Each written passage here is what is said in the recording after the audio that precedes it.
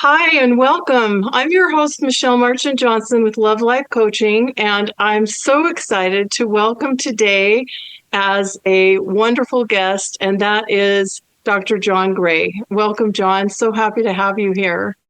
Michelle, it's happy to be back again. We've done many interviews together, and I've enjoyed each one.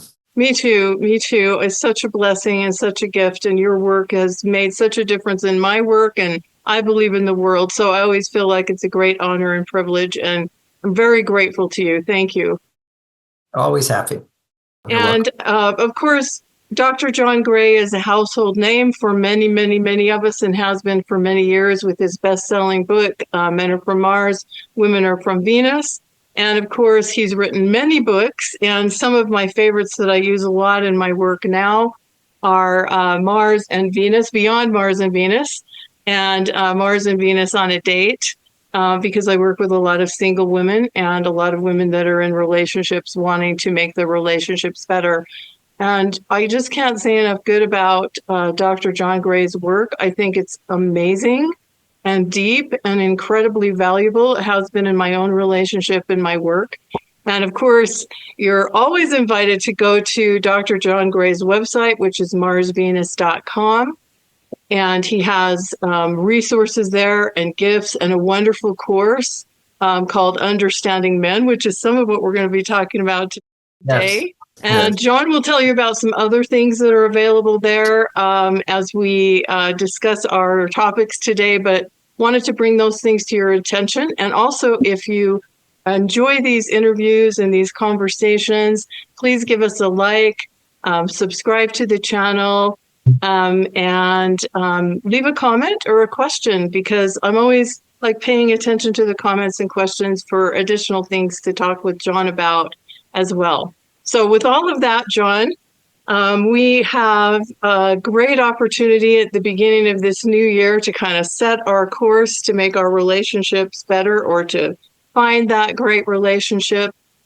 And in all of your years of doing this work, which is so incredible, the depth and the breadth of your work, I would be curious to have you share with us just a few things that you feel could make a difference for women if they understood them about men. Yeah, particularly you share with me before the conversation, particularly for women as they get older, they have more competence. And many women are very successful, they're very confident and competent. And part of what makes a man most attracted to a woman is where he feels he has more competence in certain areas. Okay, this is a really important dynamic. And also for a woman, she needs to feel, to sustain attraction to a man, that he has a certain level of competence which is greater than hers. So it's not like he has to be better at everything. For example, women, generally speaking, want a taller man than they. You want to be able to look up to a man, and that's not just it's not just a metaphor, but there has to be something about this man in her life that fills a hole that she doesn't want to do herself or can't do herself. Okay, there's an actual interdependency, because for a man to feel attracted to a woman, he has to feel that he has something to offer to her. Okay, that there's something meaningful. That what is my meaning to her? A lot of men in their lives, particularly as they get older, they kind of feel like, what's the purpose? What's my meaning? What's my purpose? Why do I even bother? And this is, so the retirement for men, where they just want to just become more passive and whatever. They lose that youthful ambition and drive. And particularly in relationships, quite often, men lose that ambition and drive. And after being divorced once or twice, or being single up to their 50s, men don't have the zest of putting into the relationship. It has to be awakened by the woman. That's how it gets, it's, for example, after the shutdown, where, for 2 years, I wasn't able to travel around and give my seminars. And then, this was my job, traveling around. Now I do it online. but I really like doing it and live audiences. And then people are like nervous about going out. We've sort of been conditioned to stay home as opposed to go out now. But this year, I've got a promoter. I'm planning a whole world tour, and I'm just so excited. I'm very excited. It's what I do best. I know that. I mean, I always excited to be interviewed by you, Michelle. But there's something being with a live audience. I was just in China. I had 2,000 women. There were some men there, but it was like, it's so exciting for me. That's.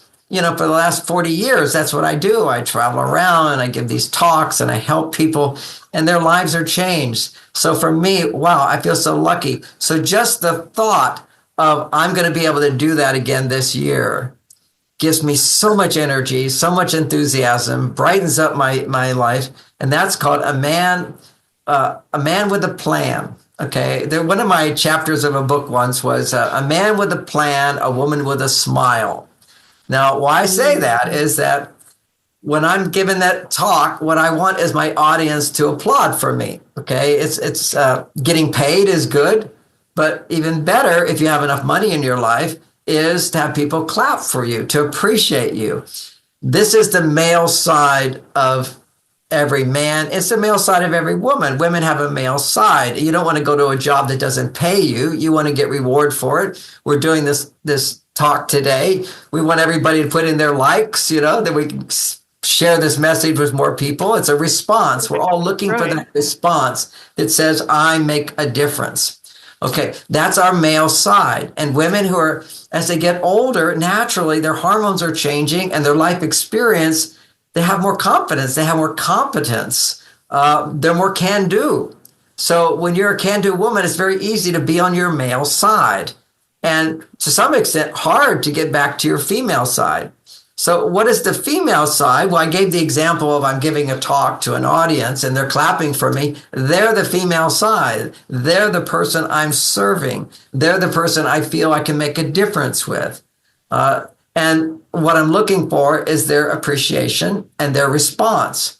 Now, let's go a little deeper into this. So many times women feel they're not getting what they want in their relationships. Now, I know a lot of women listening are single, but we have to be able to think about past relationships to open our door for better relationships in the future. And generally, women feel I'm not being appreciated in my relationships.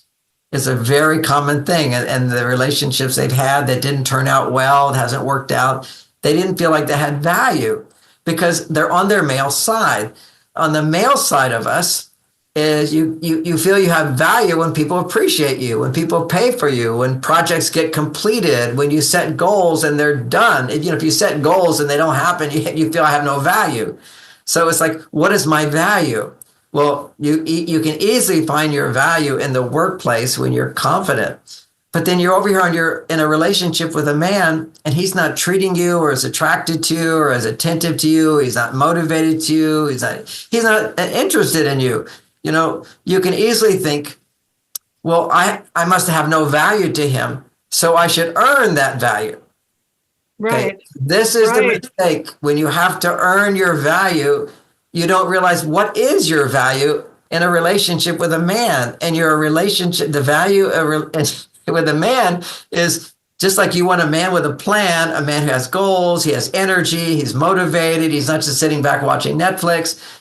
He's got a life and he's involved in it. Well, that's his male side. That's her male side. But the female side is a part of her that your value comes from how you appreciate what he does for you. Acknowledging his value makes you valuable to him. See, I have a wife, she's happy. She's grateful for what I provide for her. She needs what I provide for her. And often again, confident women are afraid to admit even to themselves that I need a man. I would like a man. I want a man. You have to feel an awareness that I need a man in my life. And it's not like I need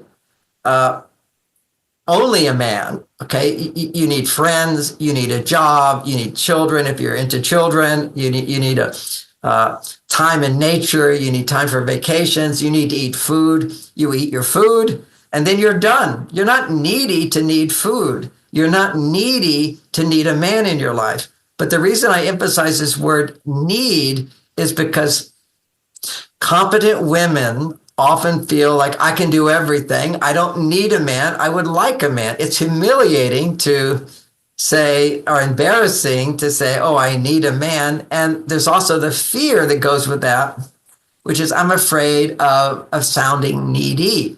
Now, Right. there's a distinction between I need something and I'm needy about that. Like I need food, so I'm going to go have dinner tonight. All right. So, and then after my dinner, I'm satisfied. I don't think about food. I don't need any more food. I'm done till tomorrow. Right. That's a healthy person. Needy person would be I have to keep eating, and that's not healthy. Just like that's not healthy for your body. It's not healthy in a relationship with a man. Is to be able to find that balance of, for some women, they are just needy and they have to learn to become more independent to balance the neediness. But other women, and this is the ones I'm talking about here, are so independent, so capable, and so confident and so competent that they can go to that side. To the extent you're over there, it's kind of embarrassing. If you feel you'll be unattractive if you were to need someone. But the need is what allows you to feel love. I just want to say good words about our needs, because I do know many women go, I don't really need a man. I would like a man. I don't want to feel like I'm dependent on a man. And what you want is, if you're independent, you don't have to be dependent on him for money. But what you depend on him for is affection, understanding, sharing, companionship, physical intimacy, validation. These are our emotional needs, because usually our competence has to do with what can I do? What can I do? The emotional needs is, in a sense, the more self-sufficient a woman becomes, she has the potential to be more attractive to a man if she's also now aware of my emotional needs that I'm looking forward to being met. And how are those emotional needs being met? It means being vulnerable. It means having a part of you that's soft, tender, gentle. Not that you're that way all the way. You can be tough boss over here at work, but you have to be able to change the hat and, come back to being a partner who needs their partner. What do you need him for? Well, one thing is to become aware of needs.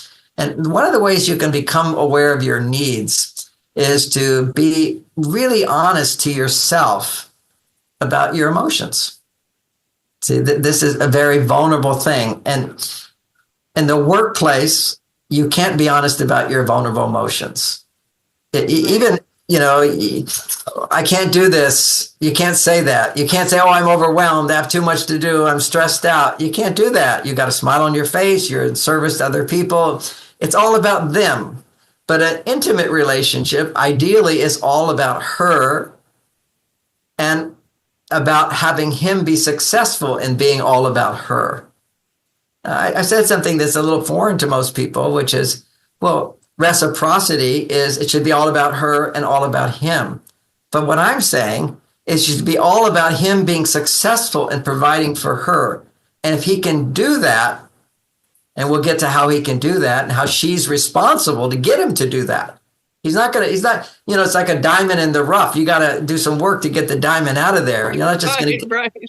It's a two-way street, but the two-way street is not what she can do directly to make him feel loved and supported by her actions, by her interactions, but it's how she responds to what he can provide for her. And she has to be very clear about, well, what is it that I need in a man? And that's why I went to a little list there, which is I need companionship. I come home alone. And that makes me really sad. That makes me feel afraid. This is my life.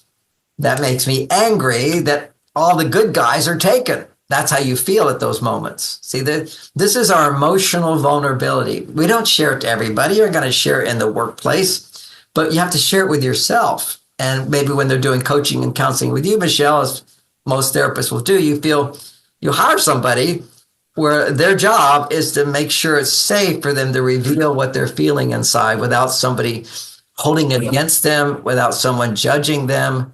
And that's my dog is barking without some. She's jumping up and down. You have to go outside now. You have to go outside now. Here, go get the ball. Okay. There's the dog. She'll have her ball now. So she needed to take making her needs known. Yeah, that's exactly what she's doing. And right. And what was important is I had to recognize. Basically, she wanted attention. Right. And that's something I wouldn't have thought to say that right away, but I'm very well versed in it. I've written about it in my books. One of the things that women are missing the most in their life is personal attention, not attention to what they've done. That's what men do. She just gave me the ball again. You're getting attention. I don't know if this is the appropriate metaphor, but we're talking about needs. But women particularly. We're keeping it real here. Keeping it real. Women need attention. Now, how many women can come home to their partner and say, I really need more of your attention. Okay. Look at me, see me, hear me. But that's what women need, not look at me, see what I've done, look what I can do, look what I can do for you. That's your male side. That's what men need. See, don't look at him, look at what he can do for you. Look what he's done. Look what the character of someone who would do that. Be able to see that in him, but you're able to draw that into your life when you're able to feel the truth of I'm missing out on something. Now, certainly they come to us, they ask for help and whatever, and that's solving the problem on the outside. But the solution is being really honest, authentic, and true, and taking the time to learn what is taking time out to look at what I'm feeling inside. Now, ultimately, when I was Oprah's coach for many, many years, and, her favorite thing was always gratitude. Now, when you're feeling gratitude, she'd write gratitude every day. That was a big thing for her. And she did other things too, but you feel grateful when you're putting your attention on what it is that I need, that I have. That's what gratitude is. I remember when I was young and homeless at a certain point, and having been a monk for 9 years, coming out into the world to do something, I didn't know what yet. I was broke, so I ended up being homeless for a while until I got my act together. But when I was going through that time, I was hungry. I was living on the beach, and it was a little bit scary, and didn't know what I was going to do, and I didn't have any money at a certain point. And a friend gave me $50, and this is almost 40 years ago. What is it, 40? Something like that, 40 years ago. And $50 was like $500. He just said, hey, maybe you need this. I never forgot that. I really needed it, and he was there for me, and I felt so grateful. There was a bond. Okay, so this is the thing for a woman. To have a man bond with you is to actually feel grateful. So when you have all this competence, you feel like I can do everything. It's hard to feel, well, what is it that I need? Because I can fulfill all my needs. But you can't fulfill on your own the need for companionship, the need to share what's inside, the need to be able to ask for someone to do something for you, to feel that there's backup. If you were to get sick, somebody's there for you. My wife just went on a business trip for her just today. I just dropped her off, but I'm recalling when I travel, she asked me, do you ever feel lonely when you travel? And I say, no. And she says, why is that? I said, because I know I'm always coming home to you. Oh, it's a very sweet thing. But it's a very real thing. If there was nobody to come home to, I was kind of noticing that myself even today after she just left, I was feeling a little lonely because I'm not going to be able to come home to her. There's this wonderful feeling of being able to come home to someone, and that's called anticipation. And I feel like this is the grace of God, that women can be on their male side, but if they anticipate coming home to emotional support, someone who is there for them, then while they're in the work world, they can still be on their male side, but they're also going to be happier and more fulfilled in their work. Because you don't have to give up your male side. You're proud of that. You're confident. You're capable. But there's a journey of coming back to your female side. And, I would presume the next question is, well, how do you do that? Yeah, well, and just one little nuance here. You're talking about how men need to be able to have that response to feel successful. But in order for them to provide something that they can get a response for, a woman has to be receptive to that. There has to be an openness to receive that. And I feel like for a lot of women, that feels really scary, especially when they have been out of necessity or out of choice, very self-sufficient, very independent. It can feel really scary to them because I have this group that I have in a coaching group called Mr. Right Academy, and we were having a conversation and we were talking about some of these things. Like I was talking about back in the years that I spent in the corporate world, and I spent like 30 years in the corporate world before I did this.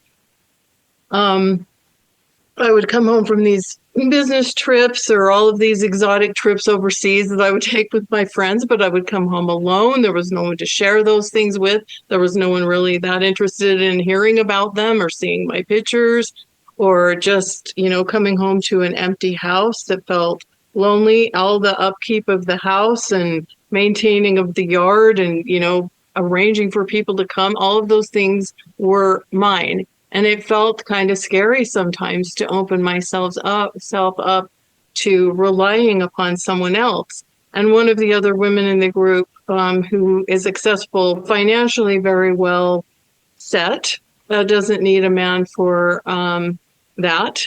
But she was talking about how it feels scary because she's like, I'm the one that everyone relies on. I'm the one that fixes everybody, from my family to taking care of everything at home to taking care of my elderly parents and so on and so forth.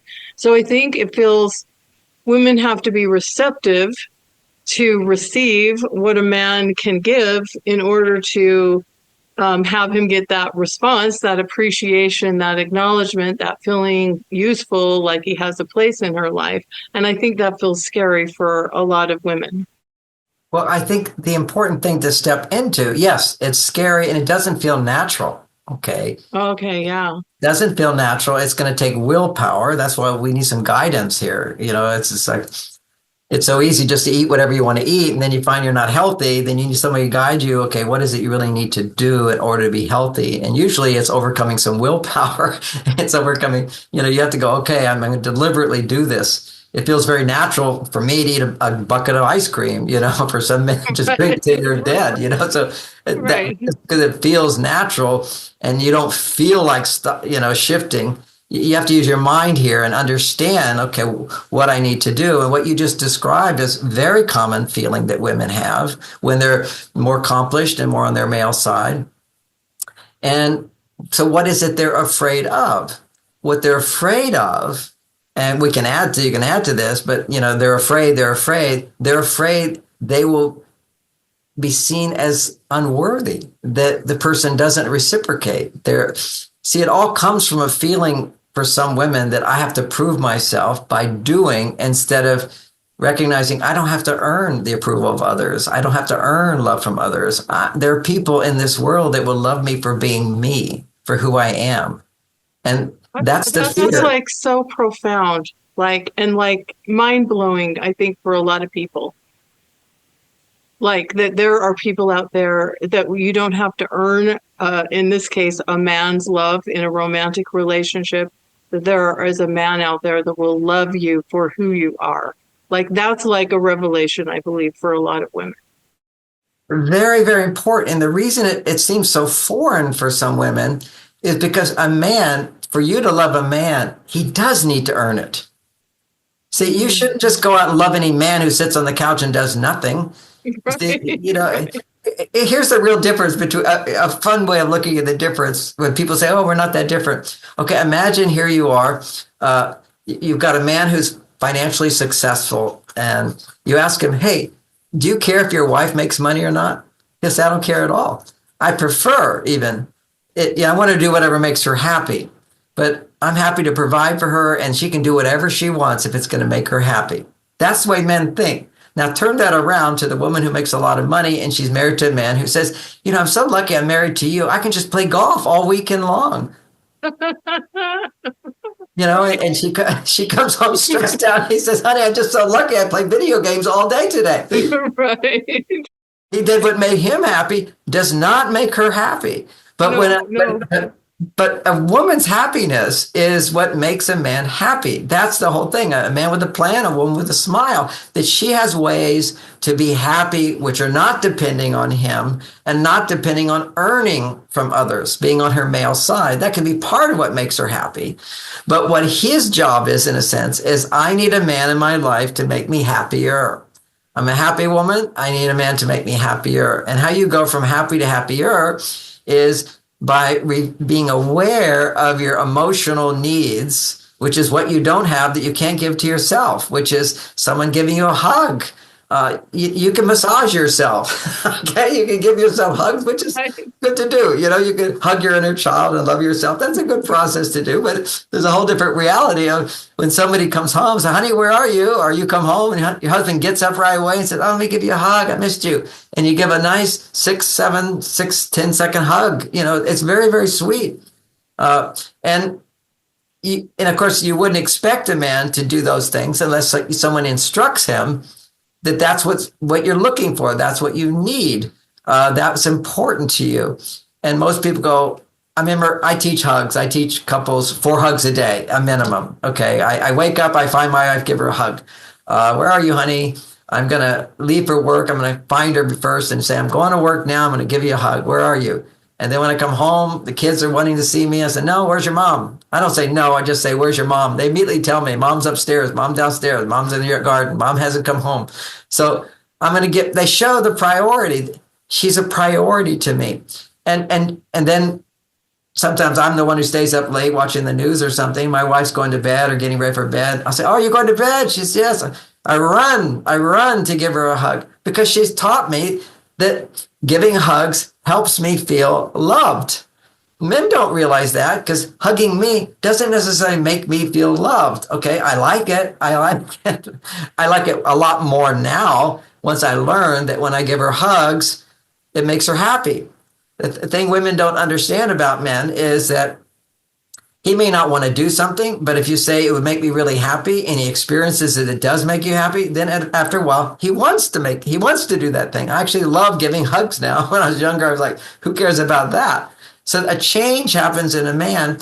And that's my big belief is that, it's a woman's love that transforms men. And if you I don't anymore, but I used to teach in the prisons at San Quentin here in the Bay Area.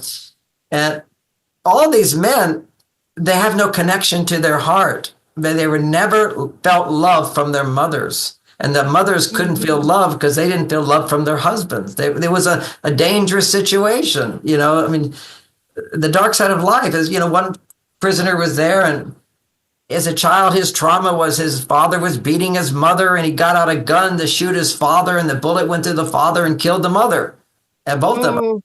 This was like crazy thing people go through in this world.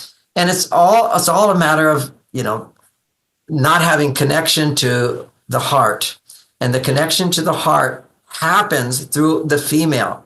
Why do men need sex so much? And this is what you'll see, and we should say this, and I have a great statistic for women over 50. It turns out that divorced women, 50% of the divorced women or women who are single over 50 get married. So it's not like nobody's getting married after 50. Say that again, 50%? Half the women who are single over 50 get married. Wow. So there's good odds here. And you've got, our support, Michelle's support, and all this good group support to motivate you, help you understand men. You're in the winning team. But one of the other things to do is if you have injuries, wounds from the past, okay, where you haven't been able to depend on a man. And that's also part of why women are afraid of depending on a man, because they have in the past and they don't know how to trust that a man will be there for you. Often on the surface is I don't trust men, but really I don't trust myself because in that last relationship, I thought it was going to work out. I gave myself and I thought it would, but now I can't trust myself. And that trust can be regained as you understand your mistakes of how you also contributed to the problems in the relationship. That's so important to understand the relationship dynamics so that you can not necessarily be happy that relationship went the way it was, but it did teach you a lesson of what not to do in your next relationship. But if you don't have that insight of how did I unknowingly sabotage, I don't think anybody tries to sabotage a relationship. And they just don't understand how they do it. And certainly there is the case of getting involved with the wrong guy. And we've done talks on that, I think. But how to listen to your body and know the right kind of guy or the wrong kind of guy. I'll just say very short. Usually, and this won't be all women listening, but women who are strong on their male side some are strong because they had fathers who were very strong on their male side, but others is they had absent fathers who were not emotionally available. And therefore they have this feeling inside that I have to earn love because daddy didn't love me. So I have to earn daddy's love to get it. And so they're looking for a man subconsciously that is unavailable, that they're going to get that guy to love them. So this is where this back to the earning the love thing too, right? It comes back to the earning the love thing. So one is just, let's say you're just psychologically healthy in every way. You still don't understand why you don't have to earn love, because men do need to earn love. I mean, you're not just going to love some guy who doesn't do anything for you. So when he does things for you, you feel love. So you assume if I do things for him, he'll feel love, and he will. Right. But he'll like it, but it's not bonding love. Men bond with you. They become better. They become more motivated. They stay more engaged when they feel I'm providing something of value and I'm being appreciated for it. And that's the key. So if you're doing all the giving, and it's ironic that everybody thinks the female side of us is the giving part, because mothers are all about giving, but mothers are the CEO of the house. It's a completely masculine side of them to have children. It's just that having a child gives you unconditional love. And therefore receiving that unconditional love is the feminine part of it. It fills you up. You just feel so much love from this child that now you can go to your male side and take care of them, be responsible with them, or so forth. And that's one of the challenges for, single women when they're raising children. If they don't have a man in their life giving to them, then they can be too needy with their children. They can be too demanding with their children. And they can't give unconditionally as the child gives unconditionally to her. So what it comes back to is married couples, and I'll just say marriage, but it could be people, but the statistics look at married couples and they say they're healthier and they live longer and they're happier.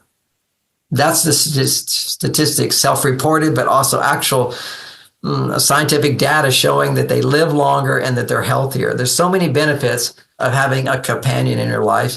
And one of the number one causes of sickness and aging is loneliness. That's what we're saying today. The research is showing that it's a big, big issue. And, in our other talks and what we talked about in Beyond Mars and Venus, we won't talk that much about it now, but it's hormonal. It's all well-being in women happens when there's a healthy balance between their male hormones and their female hormones. And generally speaking, and this is before you're over 50, but before that, women need to be making about 10 times more estrogen than men, and they're happy. Men need to be making 10 times more testosterone than women. Otherwise, these men are not happy. So there's kind of like normal happy level where men are 10 times more testosterone, women are 10 times more estrogen. And when women feel supported, where you're depending on someone for something that makes you feel loved and supported, appreciated, valued, and so forth, when you're depending on someone for that kind of support, if you're a man, your testosterone goes up. If you're a woman, your estrogen goes up. And the key, I try to come back to the importance of monogamous relationship where there's commitment. Instinctively, so many women more than men talk about the importance of commitment. It's a natural wisdom that women have. And I've tried to define, besides the practicality, a commitment means that you don't have to keep starting over. You can build something together. That's all very logical. But on an emotional level, a man who's committed to you is making you more important than anybody else. You get to feel special. There's something about feeling special. Like when a man brings you flowers, you feel, oh, it's special. He does something out of the ordinary, special. He thinks of something you like and provides that. You feel special. Now, the challenge is, and that's kind of the early stages of courting, he'll do lots of little things and you will feel special and become more attracted to him. But he's not going to keep doing all those little things. Okay, because in his mind, and this is to help women when they reflect back to relationships that didn't work out, he's doing these little things and you end up feeling special. You feel more attracted. He feels more attracted to you. Then once the relationship becomes more committed, he thinks now I don't have to do those little things. And now I'm going to do the big stuff. I'm going to go have a job, or I'm going to work hard, and big stuff. Whereas you can do big stuff occasionally, like on anniversaries and birthdays, I do something really big. But other than that, my wife, it gets to feel special because every day I'm doing little things that say she's important to me. The most important thing, of course, is the idea of marriage, which is monogamy. She's a priority. And a priority is somebody that you are excited to please. And sometimes you're not in the mood to be excited or whatever, and couples sort of get into this comfort zone. So I have one biohack that I talk about to raise her estrogen, which is even more important as you're over 50, because naturally your estrogen levels will drop and your testosterone levels will go higher. That's your competence level. More life experience raises your testosterone. And that means you depend on others less. And so your estrogen levels naturally go down. So that's psychologically, they naturally go down. But physiologically, you can't make as much estrogen after your eggs are done. Okay, so menopause happen. You're not going to make as much estrogen. So you have to be even more conscious of ways to keep your estrogen to its healthy level for that age. It doesn't need to be as high to be healthy. It just needs to be in balance with the testosterone. Because the whole thing is the balance. When your testosterone's too high, your estrogen too low, then you're stressed. And we know this. When women are stressed, their testosterone levels are always, at least their estrogen is too low, and usually her estrogen is low and her testosterone is too high. So we can look at this hormonally. It fits. We can look at it psychologically. If you're on your female side more or in balance with your male side, then you're happy and fulfilled. And by having a man in your life, somebody who's happy to do things for you because you appreciate it. He's happy to do things for you. Means you don't have to do all those things for yourself. When you have to do things for yourself, you're on your male side.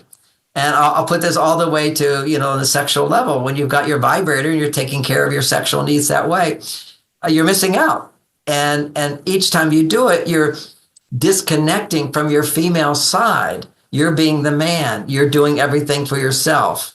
And the same thing when you have disappointments from a man from the past, you feel like it's common sense. Just don't depend on others. Things get done if you do it yourself. It's a lesson you have to learn in life. That's as some people, if they're jaded, you got to do everything yourself. Now, I'm still, see the logic of that. To get on your female side, what you have to do is find a man and have a man find you, the right man, and motivate him to do things for you. Just like if I had employees in my office, I have to pay them. Well, what's the payment to a man? Is that you give him a job that he can do that's not beyond his capabilities, and you reward him for it appropriately. So one of the biohacks I was mentioning is asking men to do things within a window that will take 5 minutes. Okay, so no man will resist doing something for you if it only takes 5 minutes. And women often, particularly competent women in personal relationships, they don't want to sort of ask for something like showing I need help, or help would make me feel better. So to break that pattern, you say to your partner, okay, 3 times this week or every day this week, if you're married together, whatever, I want to do this little exercise I read in a book, which breaks me from my habit of feeling I have to do everything all the time. Because this is very common for women. I'm overwhelmed. I have so much to do. I have so much to do. Yes, So it is that's so common. It's like a snowball going down the hill, and it gets bigger and bigger. So what we have to do is, what's helpful is a pattern interrupt. You just stop the snowball, and then it doesn't keep rolling. You just have to stop it, and you don't have to stop it for 5 minutes. It will stop. Your brain shifts. And so what it looks like is, You raise your hand, you give the signal. This is going to do, this means I'm going to ask you to do something that only takes less than 5 minutes. I'm going to ask, and I could do it myself. It's not like something I don't have time to do, something I can't do. No, it's more personal. I'm going to ask you to do something for me. and I could do it for me, but I'm asking you to do it. And I got this idea because if you look at some of the essence of romance, it's the man opens the car door. Of course, she can open the car door. I remember telling my wife one time when in the beginning where she says, I can do that. I said, honey, of course you can open the car door. It says, you give so much to me and to our family. Let me do that for you. Tonight, let me take care of everything. And it feels sweet. It's a very it feels good just to hear you say that. Feels so good. Just feels so good. And I'm happy to do it. Well, part of what kills the romance in relationships is often if a man's doing something and you want him to do something else, he's not suddenly going, oh, I'm happy to do something else. He's sort of rigid. He's sort of hyper-focused on one thing. And you can sense it, so you don't even ask for help when you actually do need it. But this is training him to be able to shift in an instant. Because if you say it's only going to be less than 5 minutes, and it's going to help me be happier and I'll appreciate it, you have to set it up. And then what his job is, you explain his job is when do this, he's going to, 5 minutes, happy to be there. Because it's only 5 minutes. Now, I've talked to thousands of people, and if it's set up, I've never had a man say, I won't give her 5 minutes anytime she wants. And what that does is it gives her this feeling of, I can ask for what I want whenever I want it. Because that's part of a relationship, is to feel that somebody is always there for you. You're never alone. Okay, you've got somebody you can reach out to if you need help. And even if you need a little help, which is do something I could do for myself, but it will feel good to not have to do it myself. I can do it myself. That's why taking her to the restaurant. The restaurant, she can cook food. She doesn't have to cook food. She doesn't have to wash dishes together or whatever. Don't have to clean up the hotel room. It's all being done for you. That's why these are the places where romance often thrives, one of the places. And it's because somebody else is doing something for you that you can normally do for yourself, but you don't have to. So you're taking yourself out of the mode of Superwoman. I have to, and there's too much to do.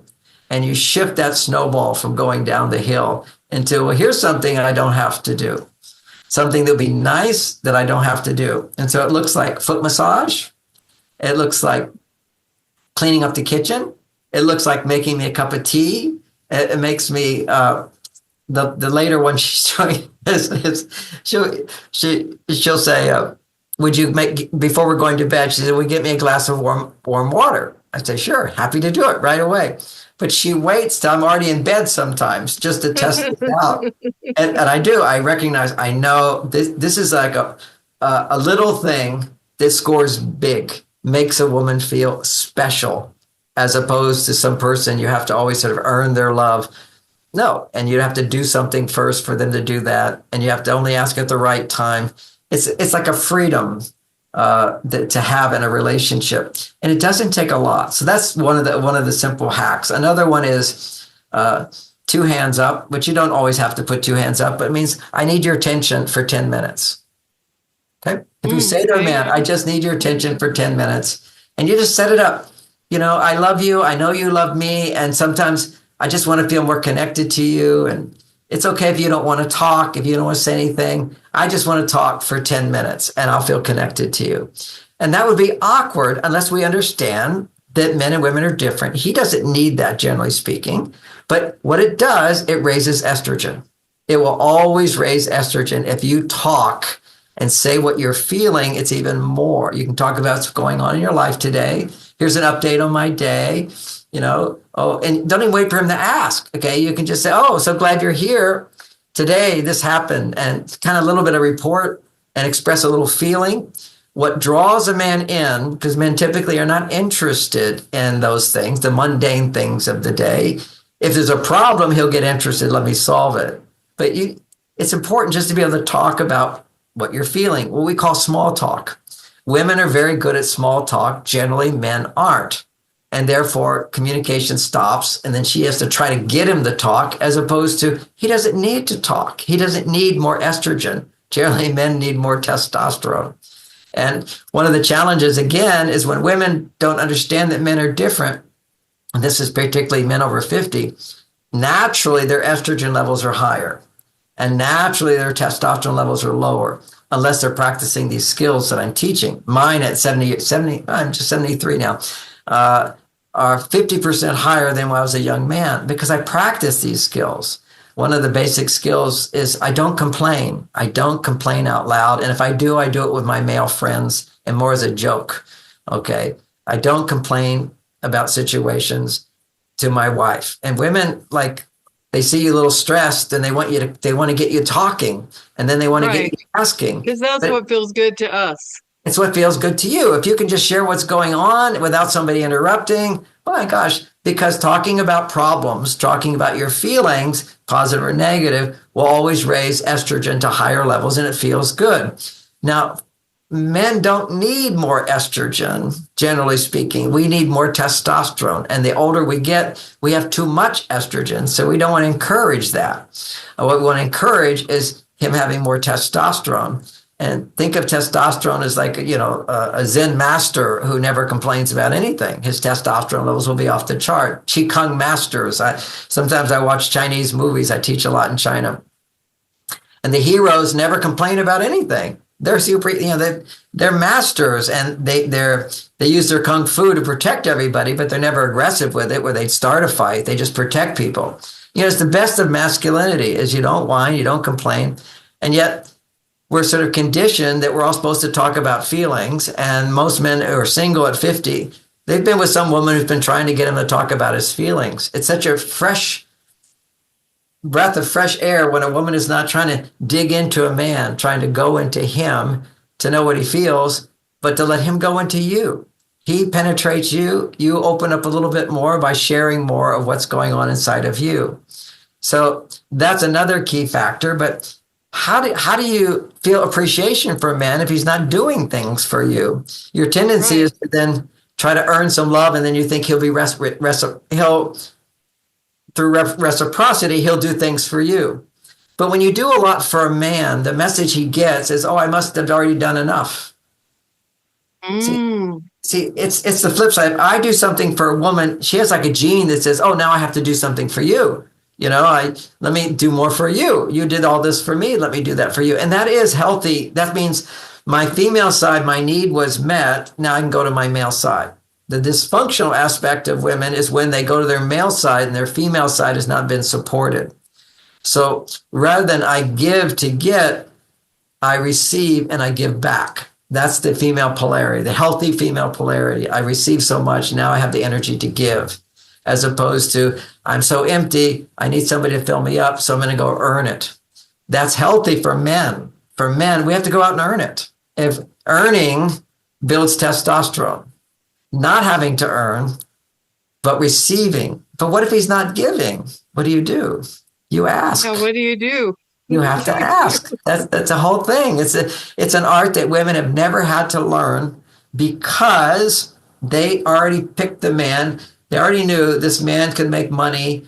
How much, what level man can I get? And usually the parents would arrange it. Even today in parts of the world, you can't even date a man unless the parents approve his income. It's very practical, that practical level. So you picked a man as a woman who has already been taught by our society what you do for women is you don't get angry, you have manners, and you earn money and you provide for them. There was never a big talk on sharing your feelings and talking about your feelings. There was just don't get angry and don't, it's like never go to bed angry. That was the old fashioned saying. Now, many times you can go to bed angry. That's unrealistic. If you're angry, but you be nice about it. And so we have things, you, as a man, what you do is you practice ways of managing your anger in a healthy way. The way you practice managing is never talk when you're angry. The reason couples end up going to bed angry is because he talked too much when he was angry. See, if a woman is angry and she can talk, not that this is something I'm encouraging women to do, but if you're angry and you're talking and you're raising your voice or whatever, what's happening, if he doesn't get angry back, you'll feel better right away. You'll have nothing left to say. Just sitting there, okay, tell me more. Help me understand this better. Tell me what else. You'll calm down. There won't be an argument. It takes two people to have an argument. It's when the man, a woman is angry, upset, or dissatisfied, or disappointed, or unhappy with him, some kind of complaint comes out of her, then suddenly he'll have a complaint. And then that's his sort of defense, a foolish defense, which is, she says, you're never here on time. He says, well, yesterday you weren't here on time. And as soon as he complains back, his estrogen goes up, his testosterone goes down, and he's in a stressed state. This is all very well known. It's the fight or flight state. Whenever a man has low testosterone and high estrogen, he's in fight or flight. He either wants to pull away or he wants to be aggressive and fight. And the more he fights using his words, by talking and being mad or being argumentative, all that time his estrogen levels are going up, and it's a losing battle, so his testosterone's going down. Because anytime a man raises his voice to a woman, her heart will begin to shut down. Her ability to feed him the love that he needs. You certainly don't appreciate a man who yells or gets angry. You can't trust a man. You can't feel safe with a man if he's being angry. And you can't accept a man. So the basic three needs that men always need to bump up their testosterone is feeling they're trusted, feeling they're accepted, and feeling they're appreciated. Appreciation is asking him to do little things for you helps to stimulate appreciation. And as it's increasing, you can also begin noticing the ways that you're glad that he's in your life, which is why I mentioned why you need a man. You know, the hugs is a key thing. I remember why I love the hug so much was one time I'm hugging my wife and she was like upset about something, a little grumpy at me. And so I went, let me give you a hug, honey. And first 5 seconds, she was like resisting it. In the last 2 or 3 seconds, she softened. And then afterwards, she said to me, she said, the hug was amazing. When you started, I didn't want to hug you. And I was thinking about you didn't do this and you didn't do that. And after a few seconds, then I started remembering all the good things you do. And I was happy. This was like 8 seconds. This was not, it's just simply, she feels her resistance and then can let it go if physical touch is there. And physical touch, non-sexual physical touch, and also for him to do touching things. And in a sense, she has a need. He offers to help. But even more powerful is not feeling powerless, waiting for a man to satisfy your doubts or whatever, is to have these little games to play. Okay, 5 minutes. I want you to do this, And he says, right away, just like he's a maitre d' at the best restaurant in town, and Dr. Gray comes in, we got a special seat for you. The chef's got, a special free hors d'oeuvre for you. Treat her like a princess, a queen, and it's just 5 minutes. And it goes a long way with women. And men just don't know that. That's the point. That's an easy thing to do. And when he does it and she appreciates it, then he feels more love for her. That's how men bond, is when they can provide for a woman something she needs. And for the woman who is afraid to ask for help, afraid to share her vulnerability with a man, and it's because she's afraid that he will think less of her.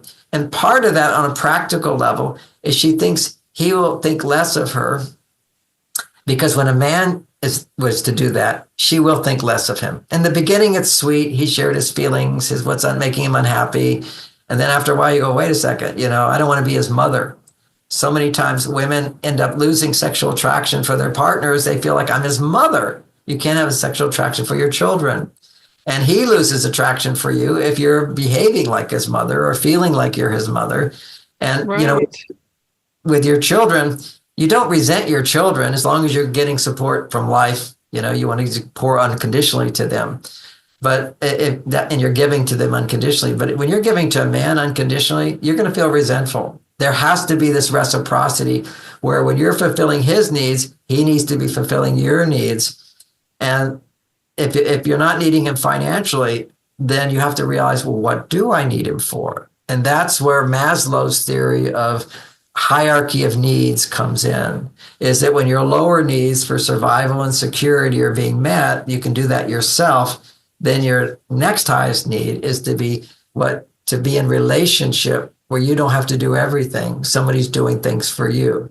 And that's for women. For men, I'm in a relationship where I can do things for her successfully and she feels personally fulfilled through my actions. And that's having a committed relationship. And I mentioned that in a committed relationship, women get to experience special and men get to experience important.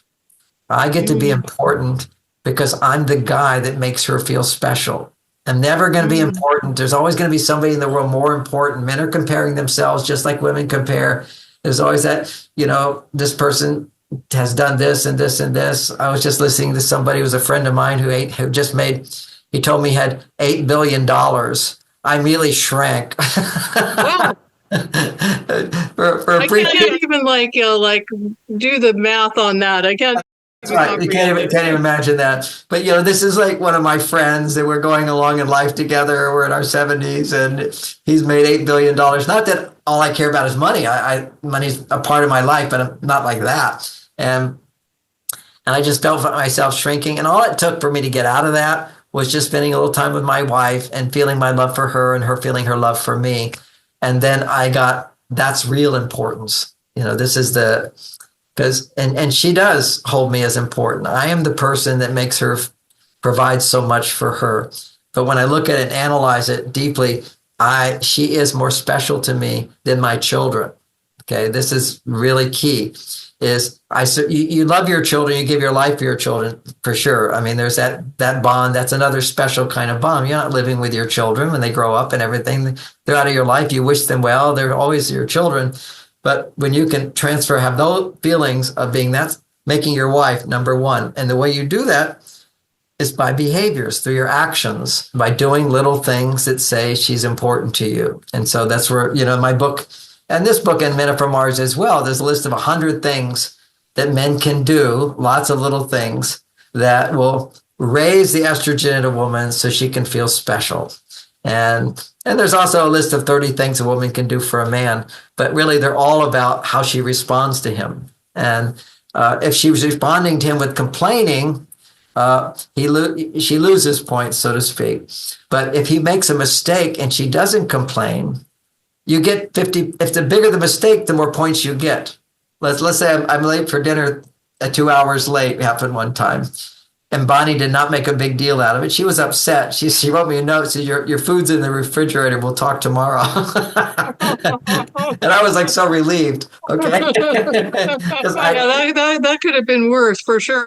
Could have been terrible, and again, she came back. She was very vulnerable. She said, John, I know you love your work and I know you forget time and so forth. And I do appreciate, and I really do appreciate when you call and let me know if you have to be late. But I just wanted you to know, just have a sense of what goes on inside of me during that time where I was upset.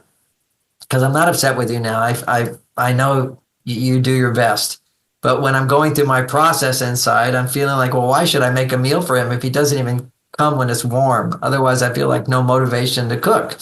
And then there's a part of me that feels like, you get so into your teaching that it's more important than me. And I start to doubt that I'm that important to you. And I know I am, but just when when it's upsetting to me, that's what's going on. And another thing is when you don't call or let me know and you're 2 hours late, I'm scared you died. I'm afraid, some bad thing's going to happen. And it takes me a while to process through these things. And so that would just help you know what goes on inside of me. But I know you're doing your best and I love you. So there was no attack. You see, there was no pushing me down. When you push a man down, you get less of a man. You always want to uphold him in a gentle way, also reveal what goes on inside of you. And she was being very vulnerable in that situation. Sharing with me, what goes on inside of her without attack or blame. And that's a mature thing to do. When you're young, you can't really do that. You're still learning how to get through your emotions and feelings to come back to positive feelings.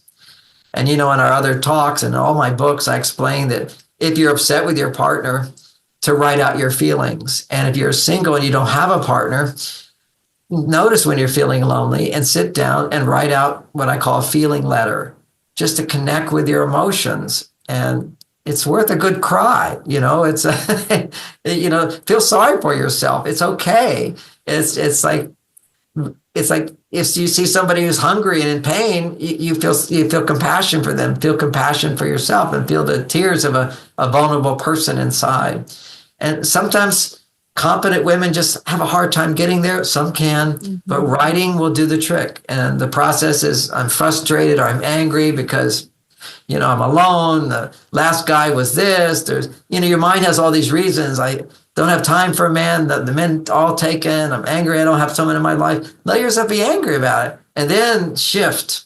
This is the key. Then shift to what am I disappointed? What am I sad about? Well, I'm disappointed that I'm alone. I'm 55 years old. I don't know what's going to happen in my future. And I wish I didn't think this is how it's going to turn out. I'm sad that my life is changing. I don't know where to start, and I feel awkward doing this. I'm afraid. So you go from anger or frustration to sadness and disappointment, and then indulge yourself in your fears. I'm going to be alone forever. Nobody wants to be with me. The good guys are all taken. Any of those kind of thoughts. I'm not as attractive as I used to be. These are all nonsense thoughts, but they hang around inside your brain until you write it out, and then you get in touch with what is it I want. Okay, and then you come back to, I want to be in a relationship. I need love. I need support. I want to have some guy fall in love with me. I want to have fun trips together. I want to enjoy ourselves. I want to have a part of my life is just going to be shared with this person who really cares about me, who takes time to listen to me, who likes to be with me, who actually loves me the way I am. You write what you like and what you want, and now you're feeling good again, as opposed to feeling hopeless or not feeling anything. That's the key. The more confident you are on your male side, the less you feel these things.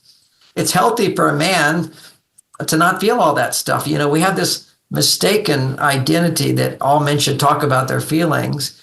When men are upset, they should do something about it. They should set a plan, and that will make them feel better to take action. And if it doesn't make him feel better, then he can also do the same process and write out his feelings as well. I've done that many, many times, but most of the time I just, I feel what I'm feeling inside. And what am I going to do about this? I solve the problem in my mind. But if you can't, then you need to write it out. But for women, don't go to solving problems. You're solving problems all day. Just go to, all right, what am I feeling? What else am I feeling? Don't edit. Let me look at this myself. And if you can't do that, then you need to find a coach or a therapist who will draw that out of you, because it's important to learn talking and sharing about vulnerable things inside.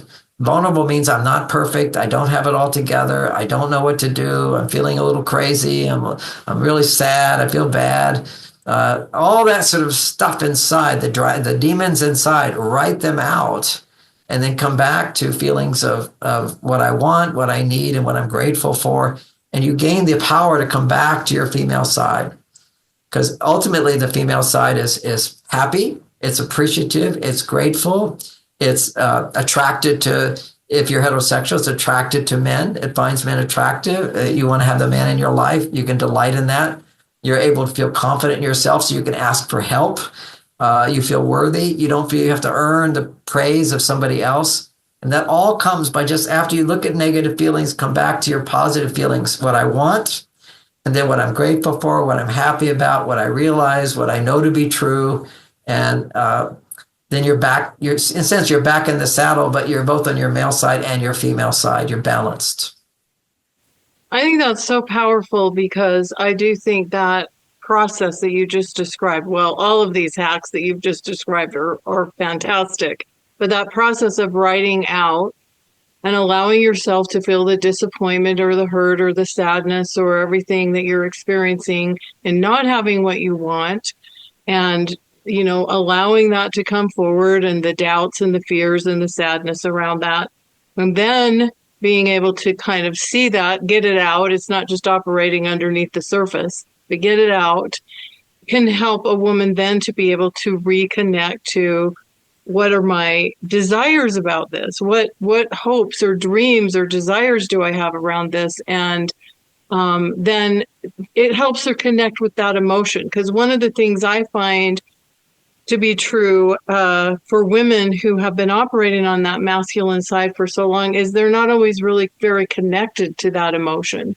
They're not in touch with it because they're suppressing it, or they're ignoring it, or they don't know how much it's running the show.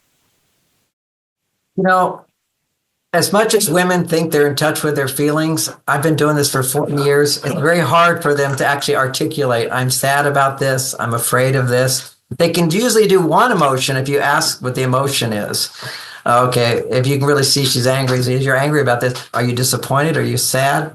You see, they're always there. It's like the depth. And sometimes women just start out with, I'm afraid. And then you come into, well, why am I'm afraid because this happened before, and then you feel sad about that, and then you let yourself be angry about that.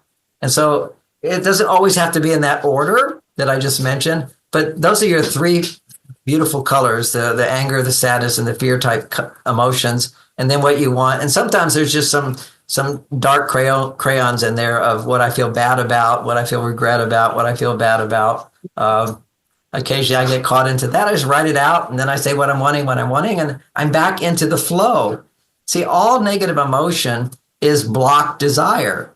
It's like if I'm angry, I'm not wanting to love, okay? All we want is to love. And so anger is, because of what you did, I'm not going to love. I'm making these movements. My dog's attacking me, Michelle. It's her time to eat. She's making her needs known. That's right. She's making her needs known. And again, as a man, when my wife is unhappy and talking about things, I also understand sometimes if a woman is not getting enough attention, affection, understanding, and support, she just has to her brain will start looking at, I need things to complain about. Now, not all women, but this is very common, is that I have to start barking about something to get attention. And sometimes she doesn't even know what's going on inside. And that's why writing is so good. And then when you can process inside, you come back to positive feelings. Then you can analyze and realize, look at this dog. I know, what a cute dog. What a cute dog. And I think it's actually perfect, John, because I actually think it's an analogy for those women that are listening to say, let's get in touch with what's really going on inside. Let's get in touch with those wants, those needs, those desires.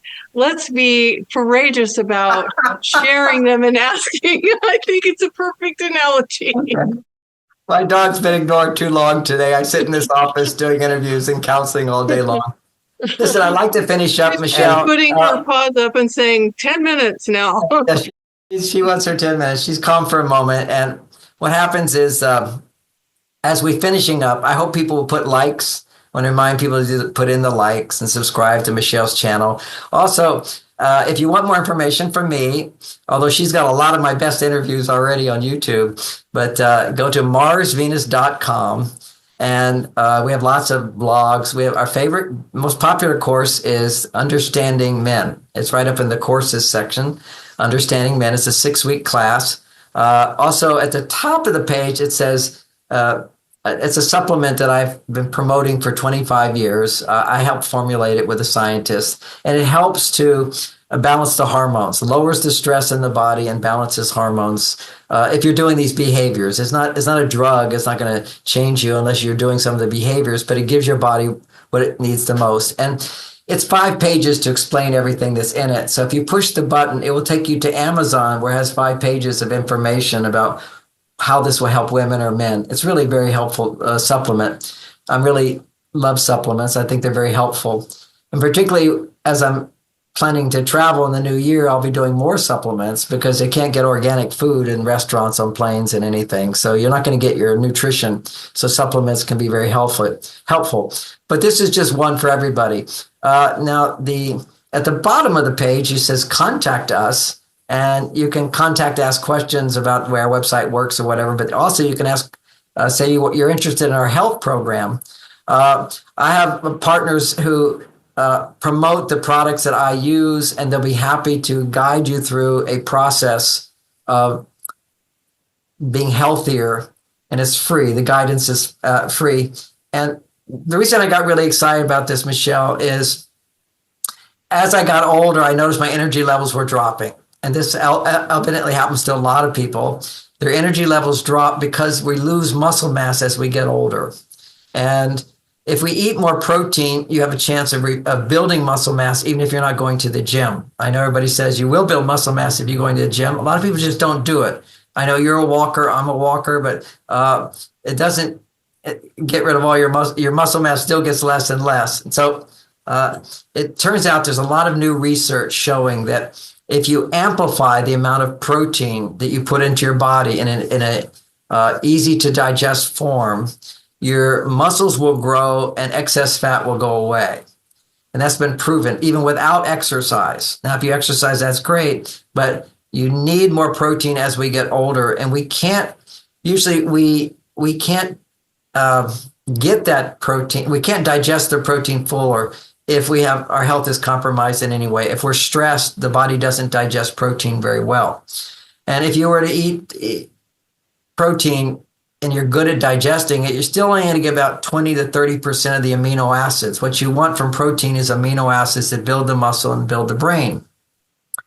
But when you get easily digested, so this is a whey protein program where whey from dairy protein, and most people can't handle dairy because it's indigestible, because it's heat processed. So this is not high heat processed. It's also from, what is it called? Grass-fed cows. It's organic. And it also has these enzymes added into the mix. And you take a few scoops and you put it in warm water, 100 degrees, and you put the powder in there and shake it up, and you wait 45 minutes and it turns to foam. It literally digests the protein for you. So you're getting completely natural. And they've done research on this now, and they show that you're getting 90 to 95% of the amino acids. And this is what we need. You don't need the rest of your life, but it's good to recharge your brain, get your muscles, building your muscles back up. And then you don't have to go through the 45 minutes every time. But it's fantastic. And I got to all this because 20 years ago, I had Parkinson's, and I found out that the problem was I wasn't digesting my proteins. And I would take I would do these $10,000 drips into my system every day, 10,000 a week. And it suddenly went into my brain and healed my brain, the amino acids, until I don't keep spending $10,000. Let's find a natural way, which was high quality whey protein mixed with enzymes. You get a lot more of the amino acids. And then we discovered with the scientists that if you put it in hot 100-degree water, like a little bit more warmer than body temperature, it will pre-digest it for you. And so your brain and your muscles get 95% of the amino acids rather than just 30%. So this is an amazing discovery. If people want to hear more about it from one of our coaches, they can go to the bottom of the page. I don't talk about it on my website at all, but it's just down at the bottom. It says contact us.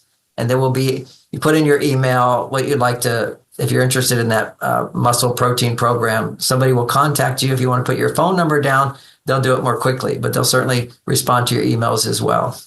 Yeah, that's great to know. And I would encourage everyone to visit John's website, MarsVenus.com. We'll have the link in the description and also underneath the interview here. So that makes it real easy for you to just click and go to it. And we do want to encourage you to like and subscribe, because this helps us to get more exposure to these interviews that I do with John. And I know so much of this audience loves these interviews so much. And so we're really appreciative of that appreciation. And John, I just want to give you just one chance, since we're right here at the beginning of the year, just to leave one final thought for everyone watching or listening on love or relationships or life, whatever you'd like. Just a New Year's thought. This is a great year. Everything is turning around. I also am into astrology, and Pluto has just moved into another sign. And Pluto is restriction. And so there's a big lift right now. Your whole life can change. This is the time to renew yourself, to step out into the world. And a lot of times for women, there's a hesitancy to start again. Women, by average, take longer to get into a relationship. But, there's an old saying is that when your child falls off the horse, put them back on right away. Because the longer you wait, the more you affirm that there's nobody there for me. And a big part of this is knowing that you're deserving, you're worthy, and somebody's looking for you now. And that's absolutely the truth. What I find to be the case, and particularly if you explore your vulnerable feelings and come back to feeling heartfelt, I really want to be in a relationship. I want to share. I want companionship. I want closeness. I want to feel loved. I want to feel special. To really feel that longing inside of you, that is pulling that energy and that person into your life. But you have to take one step There's an old Christian saying, which is one step, God takes 9 steps to you. You have to take the step. If you don't take this step, put yourself out there, then you're reaffirming the belief that there's nobody there for me. So it's a process, and this is the best year to do it. This is a time things are changing, opportunities are there. They're on their way to you as you open your heart and take the next step for you and putting yourself out there, saying, I'm ready, and I deserve it, and I'm worthy. Beautiful. Beautiful. I love that hopeful and encouraging thought here at the beginning of the new year and leaning into the possibilities. I love a new year because it just feels like, even though it's a date on the calendar, it just feels like there's something magical about the possibilities of a new year. So I really appreciate your words and encouragement for everyone listening. Thank you again. Thank you all for listening. Yeah. Lovely to see you, John. Thank you so much, as always, for your generosity and sharing. I loved, there's so many gems in our conversation today and really, really appreciate it so much. Thank you. Thank you. Bye, everyone. Thanks for watching. Bye-bye for now.